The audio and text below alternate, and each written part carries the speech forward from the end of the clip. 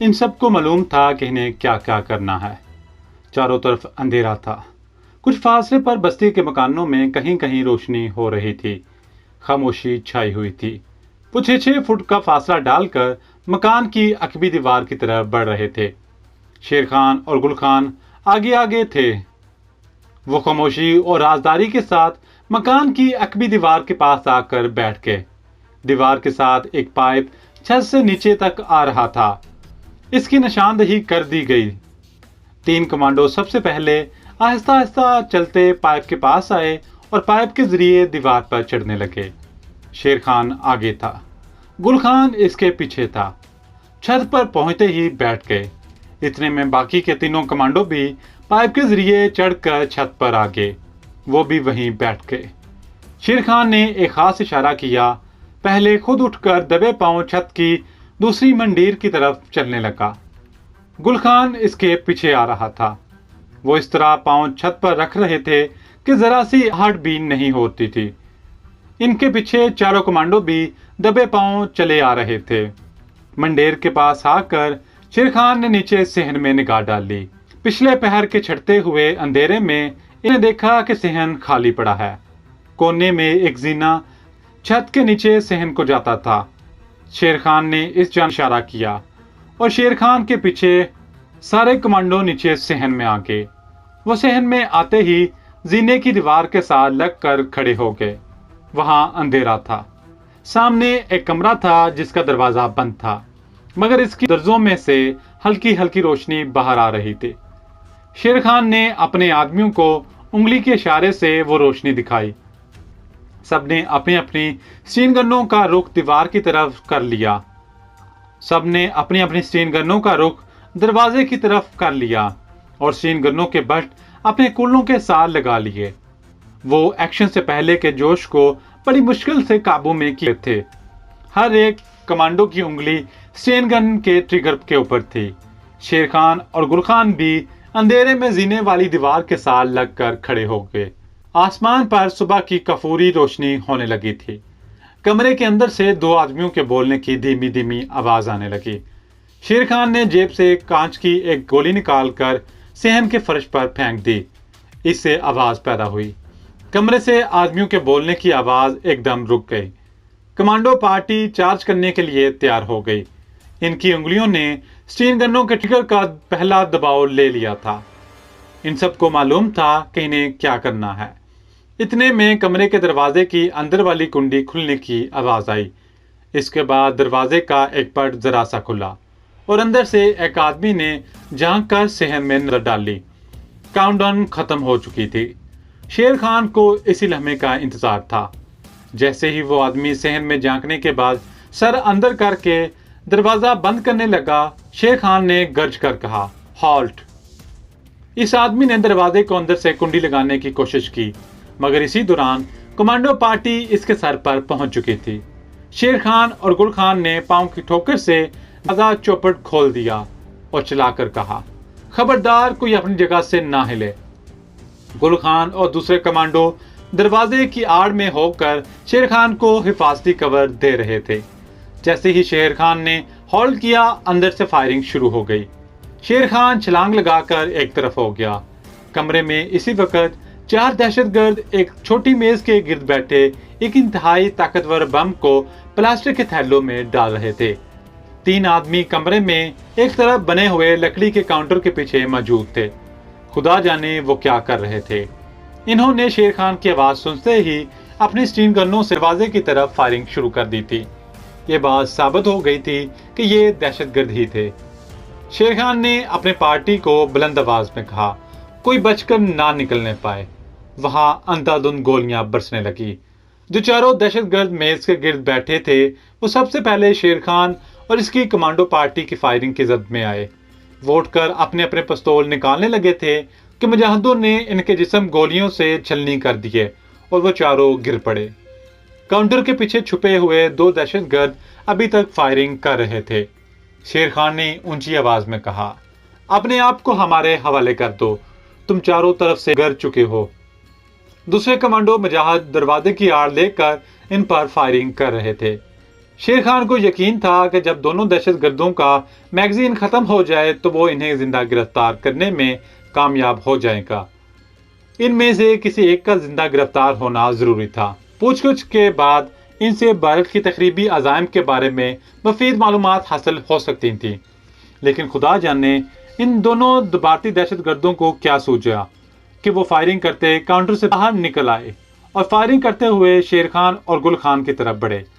And इस वक्त पीछे से कमांडो पार्टी के मुजाहिदों ने इन्हें अपनी फायरिंग की जद में लेकर वहीं ढेर कर दिया। शेर खान ने गुस्से में कहा, तुमको इन पर फायरिंग का किसने ऑर्डर दिया था? मगर जो होना था हो चुका था। दोनों दहशतगर्द मर चुके थे। एक की खोपड़ी उड़ गई थी, दूसरे की गर्दन में से न जाने कितनी गोलियां निकल गई थीं और वो भी खून में लथपथ फर्श पर पड़ा था। शेर खान ने कहा, दूसरी लाशों को देखो, कोई जिंदा तो नहीं है। जब फर्श पर पड़ी तीनों लाशों को देखा गया तो मालूम हुआ कि दो दहशतगर्द तो मर चुके थे, मगर एक दहशतगर्द अभी जिंदा था। स्टेन गन का बर्स्ट इसके कंधे और बाजू में से गुजर गया था।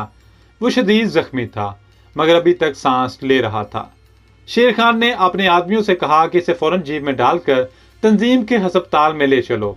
दो कमांडो मुजाहिदों ने इसी वक्त जख्मी और नीम बेहोश भारतीय दहशतगर्द को उठाया और उठाकर बाहर ले जाकर जेब में डाल दिया। शेर खान और गुल खान कमरे से निकलने लगे तो इन्हें काउंटर के पीछे आहट सी सुनाई दी। वो वहीं रुक गए। शेर खान ने गुल खान को इशारा किया कि वो आगे बढ़कर काउंटर के पीछे देखे। शेर खान ने स्टीन गन का रुख काउंटर की तरफ कर दिया। गुल खान स्टीन गन आगे किए हुए काउंटर की तरफ बढ़ा। जैसे ही इसने स्टीन गन काउंटर की दूसरी जान नीचे की काउंटर के पीछे से एक नौजवान औरत ने हाथ खड़े करते हुए रोते हुए कहा, खुदा के लिए मुझे ना मारना, मैं मुसलमान हूँ, ये काफिर मुझे अगवा करके लाए थे। शेर खान ने औरत से पूछा, क्या नाम है तुम्हारा? औरत ने रोते हुए कहा, मेरा नाम हशमत बीबी है। इन्होंने तुम्हें कहाँ से अगवा किया था? गुल खान ने पूछा। औरत ने कहा, साथ वाले गांव से। मैं स्कूल में उस्तानी हूँ। स्कूल जा रही थी कि इन्होंने मुझे उठाकर गाड़ी में डाला और यहाँ ले आए। खुदा के लिए मुझे जाने दो, मेरे माँ बाप गम से मर जाएंगे। शेर खान ने कहा, फिक्र ना करो, हम तुम्हें तुम्हारे गांव पहुंचा देंगे, आओ हमारे साथ। शेर खान और गुल खान नौजवान औरत को साथ लिए मकान से बाहर आ गए और मकान की अकबी दीवार वाले रास्ते से तेरते चलते इन दरख्तों के पास आए जहां इनकी जीप खड़ी थी और एक मुजाहिद इनका इंतजार कर रहा था।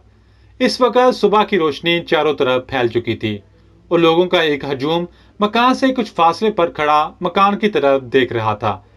ये लोग फायरिंग की आवाज पर वहां जमा हो गए थे। शेर खान ने औरत को अपने साथ वाली सीट पर बिठाया।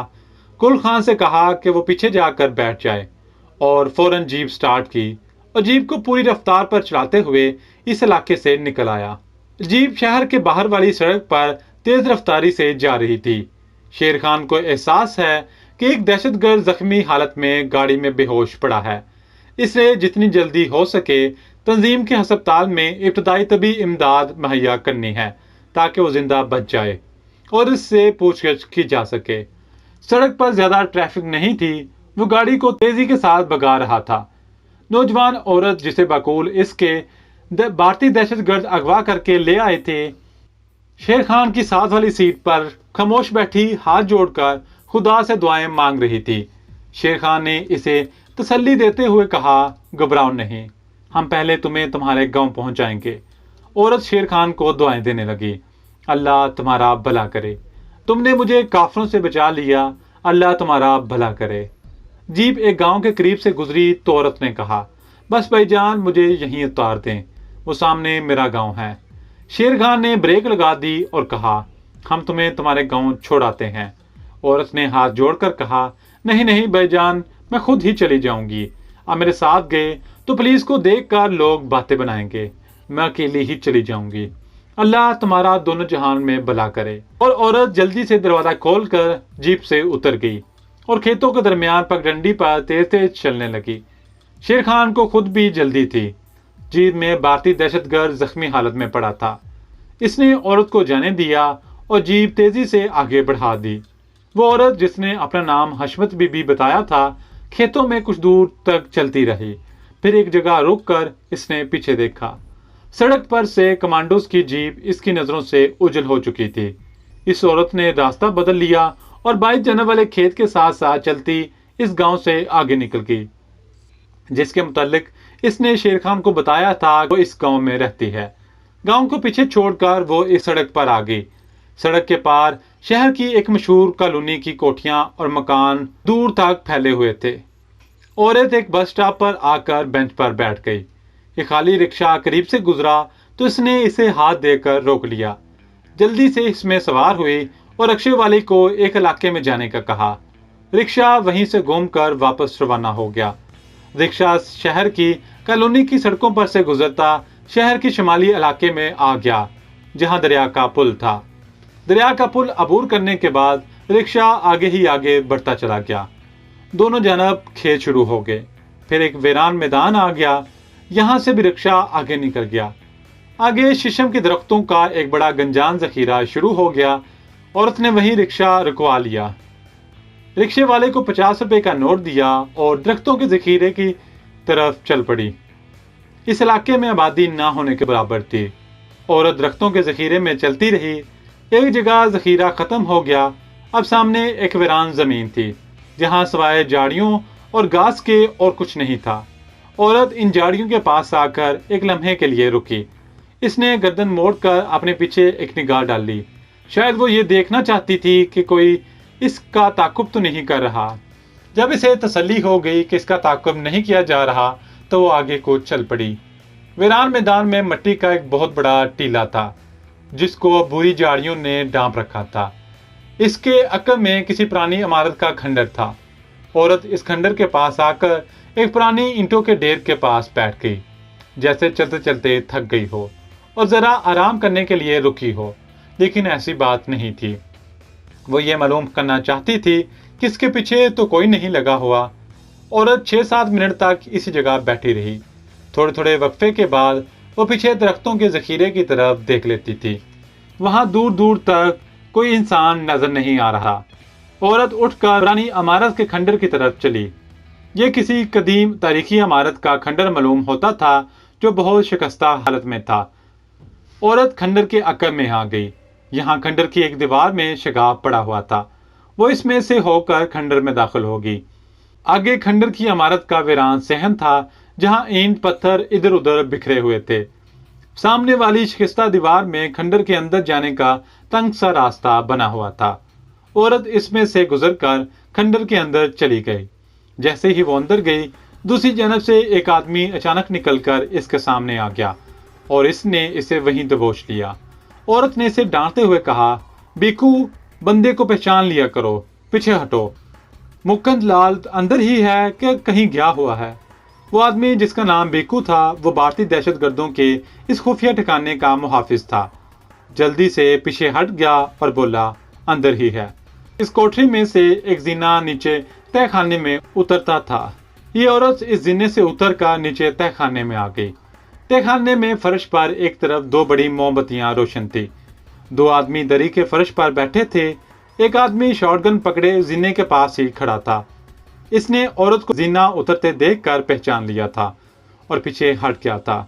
जो 2 आदमी दरी पर बैठे थे, इनमें से एक क्लाशनकोव को साफ कर रहा था, दूसरा शेनगन में मैगजीन डाल रहा था। इस आदमी को छोटी मुसलमानों जैसी दाढ़ी और बड़ी बड़ी मूंछें थी। इसका नाम मुकुंद लाल था और ये पाकिस्तान में भारतीय तकरीबकारों के नेटवर्क का सरगना था। इसने औरत को देखा तो हैरान होकर पूछा, राम दुलारी, तुम कैसे आ गई? बाकी लोग कहाँ हैं? ये औरत जिसने शेर खान और गुल खान के सामने अपने आप को मुसलमान जाहिर किया था और अपना नाम हशमत बीबी बताया था, इन भारतीय दहशतगर्दों की साथी थी और इसका असल नाम राम दुलारी था। राम दुलारी मुकुंद लाल के पास बैठ गई। कहने लगी, पुलिस को हमारे खुफिया ठिकाने का खोज मिल गया था। आज तड़के तड़के अचानक छापा पड़ गया। बाकी सारे मारे गए हैं। जमुना दास बहुत जख्मी हो गया है। वो लोग इसे उठाकर लेके हैं। मुकुंद लाल ने राम दुलारी से कहा, तुम कैसे बच गई हो? इस औरत यानी राम दुलारी ने कहा, मैंने अपने आप को मुसलमान जाहिर करके रोते हुए कहा कि मेरा नाम हशमत बीबी है। ये लोग मुझे अगवा करके यहाँ ले आए हैं। इस तरह मेरी जान बच गई। मैंने यूं ही कह दिया कि मेरा गांव करीब ही है, मैं वहां स्कूल में उस्तानी हूँ। इन्होंने मुझे जेब में बिठाया और मैं एक गांव के करीब उतर गई और यहाँ पहुंच गई हूँ। एक दहशतगर्द ने पूछा, तुम्हारा पीछा तो नहीं हो रहा था? नहीं, राम दुलारी ने कहा। इसकी तुम फिक्र न करो, मैंने तसल्ली कर ली थी। मुकुंद लाल सर हिलाते हुए अफसोस के साथ बोला, ये बहुत बुरा हुआ। जमुना दास मूर्ख है, बेवकूफ है। इन लोगों की वजह से अब हम भी यहाँ खतरे में हैं। दूसरा भारतीय दहशतगर्द, जिसका नाम रामू था, कहने लगा, मुकुंदे, हम फौरन कोई दूसरा खुफिया ठिकाना तलाश करना होगा। मुकुंद लाल बोला, ऐसा करना पड़ेगा। इसने राम दुलारी से पूछा, तुम्हें कुछ अंदाजा है कि वो लोग कौन थे? पुलिस थी या कमांडो थे? राम दुलारी ने कहा, मेरा ख्याल है कि वो पुलिस की कमांडो पार्टी थी। मुकुंद लाल ने दूसरा सवाल किया, इन लोगों की बातों से कुछ जाहिर होता था कि वो जमुना दास को कहाँ ले जा रहे हैं। राम दुलारी ने एक सेकंड के तौक़ुफ़ के बाद कहा, वो किसी हस्पताल का जिक्र कर रहे थे कि इस काफिर को जल्दी हस्पताल ले चलो। हस्पताल का नाम नहीं ले रहे थे? रामू ने पूछा। राम दुलारी बोली, नहीं, वो अस्पताल का नाम नहीं ले रहे थे। हाँ, किसी तंजीम का जिक्र कर रहे थे और इनकी पार्टी लीडर ने अपने साथी से कहा था कि इसे तंजीम के अस्पताल ले जाना है। मुकुंद लाल फौरन बोला, अब मैं समझ गया हूँ। मैं जानता हूँ ये कौन सी तंजीम है और इसका अस्पताल किस जगह पर है। यहाँ हम एक बात की वजाहत जरूर समझते हैं। आपने महसूस किया होगा कि भारत के ये हिंदू दहशतगर्द बड़ी सही उर्दू बोल रहे हैं, ऐसी उर्दू जो पाकिस्तान में बोली जाती है और जिसमें हिंदी के अल्फाज बिल्कुल नहीं होते। इसकी वजह यह है कि भारत की हुकूमत जिन दहशतगर्दों को पाकिस्तान में स्मगल करती है, इन्हें पाकिस्तानी मुसलमानों के रहन सहन के तरीके भी बताए जाते हैं। इनका हुलिया भी मुसलमानों वाला बनाया जाता है और इन्हें इस्लाम के बारे में ज़रूरी मालूमात भी मुहैया की जाती हैं।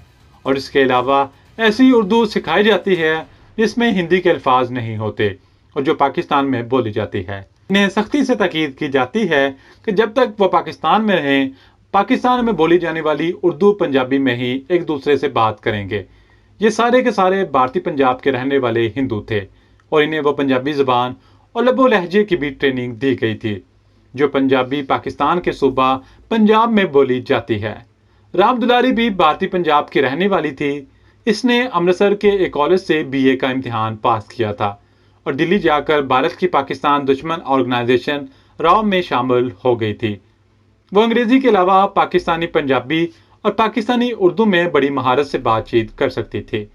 जब राम दुलारी ने अपने पार्टी लीडर दहशतगर्द मुकुंद लाल को सारी कहानी सुना दी तो मुकुंद लाल ने राम दुलारी से कहा, मैं तुम्हारे सुपुर्द एक काम कर रहा हूँ जिसे अपनी जान पर खेल कर तुमने करना है और इस काम को कामयाबी से पूरा करने के वास्ते जितनी आसानियां और सहूलतें तुम्हें मिल सकती हैं, हम में से किसी को नहीं मिल सकती। राम दुलारी ने कहा, मुकुंद लाल जी, आप काम बताएं। मुकुंद लाल ने कहा, यह बात हमें भी मालूम है और तुम भी जानती हो कि इस वक्त हमारी पार्टी का एक अहम तरीन आदमी पाकिस्तानी कमांडो पुलिस की कैद में है और पुलिस इससे पूछताछ जरूर करेगी। अगर इसकी जुबान खुल गई और पुलिस के तशद्दुद से घबरा कर इसने हमारे राज उगल दिए तो ना सिर्फ ये कि हम में से कोई जिंदा बचेगा, बल्कि हमारा सारा मिशन बर्बाद हो जाएगा और हमारे मुल्क भारत को जबरदस्त झटका लगेगा। इसलिए तुम्हें हर हालत में पाकिस्तान की इस कमांडो तंजीम के अस्पताल में जाकर अपने आदमी जमुना दास को कत्ल करना है, ताकि ना रहेगा बांस, ना बजेगी बांसुरी और सारा खतरा हमेशा के लिए टल जाएगा। राम दुलारी ने कहा, लेकिन मुझे तो मालूम ही नहीं कि यह अस्पताल कहाँ पर है। वो मैं तुम्हें बता देता हूँ, मुकुंद लाल ने कहा। मैं शहर के भी कोने कोने से वाकिफ हूँ और मैंने यह अस्पताल देखा हुआ है। तुम वहाँ वही मुसलमान औरत हशमत बीबी बनकर जाओगी जिसको पुलिस कमांडोज ने भारतीय दहशतगर्दों से आज़ाद कराया था। वो लोग तुम्हारी शक्ल सूरत से वाकिफ हैं। इन्हें तुम पर यकीन है कि तुम एक मुसलमान औरत हो और दहशतगर्द तुम्हें अगवा करके ले गए थे। वो तुम पर भरोसा करेंगे। तुम इनके इस भरोसे से फायदा उठाकर अस्पताल की वार्ड या इस कमरे तक पहुंचोगी जहां जमुना दास इस बिस्तर पर जख्मी हालत में पड़ा है। राम दुलारी कहने लगी, मगर मैं इसे कत्ल कैसे करूंगी? मुकुंद लाल बोला, इसका तरीका मैं तुम्हें बता देता हूँ। इसने दहशतगर्द रामू से कहा, कोने वाली बॉक्स में से प्लास्टिक का डब्बा निकालकर मेरे पास ले आओ। दहशतगर्द रामू, जो करीब ही बैठा हुआ था, उठकर कोने में गया और वहां जो बक्स रखा हुआ था इसमें प्लास्टिक के नीले रंग का डब्बा निकाल कर ले आया। दहशतगर्दों के लीडर मुकुंद लाल ने डब्बे को खोला। इसके अंदर से एक और लंबी सी डब्बी निकाली। इस डब्बी को खोलकर इसने इसमें से जर्द रंग के टिश्यू पेपर में लिपटा हुआ उंगली के बराबर साइज का सिंज निकालकर राम दुलारी को दिखाते हुए कहा,